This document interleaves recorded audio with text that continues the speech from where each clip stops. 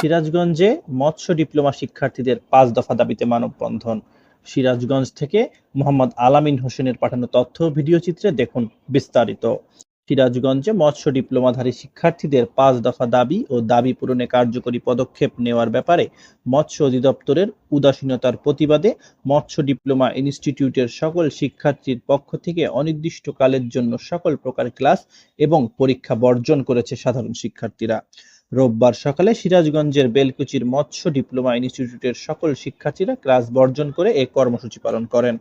বিক্ষোভকারী শিক্ষার্থীরা জানান, মৎস্য অধিদপ্তরে নিয়োগ বিধিমালা 2020 সংশোধন, প্রকল্পের জনবল রাজস্ব না করা ও ডিপ্লোমাধারীর উচ্চশিক্ষার ব্যবস্থাকরণ সহ 5 দফা দাবি ও এ বিষয়ে মৎস্য ভবনের কার্যকর পদক্ষেপ না নেওয়ায় শিক্ষার্থীরা সারা দেশে একযোগে সকল ক্লাস ও পরীক্ষা বর্জন করে স্ব মৎস্য ডিপ্লোমা ইনস্টিটিউটের অধ্যক্ষ বরাবর একটি স্মারকলিপি পেশ করেন।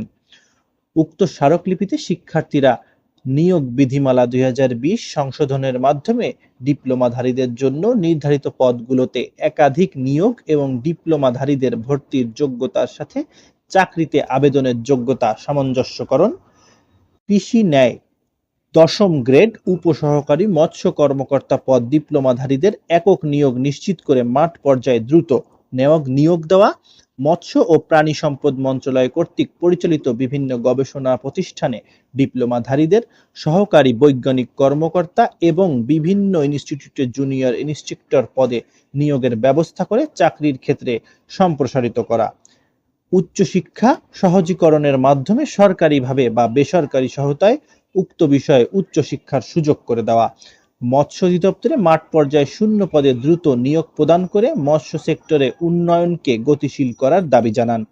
তাদের এই 5 দফা দাবি মেনে না নেওয়া হলে এর চেয়ে আরো কঠোর আন্দোলন সহ প্রয়োজনে অনশন ও ধর্মঘট করার হুঁশিয়ারি দেন তারা। জেএমটিভি নিউজ ডেস্ক, ঢাকা।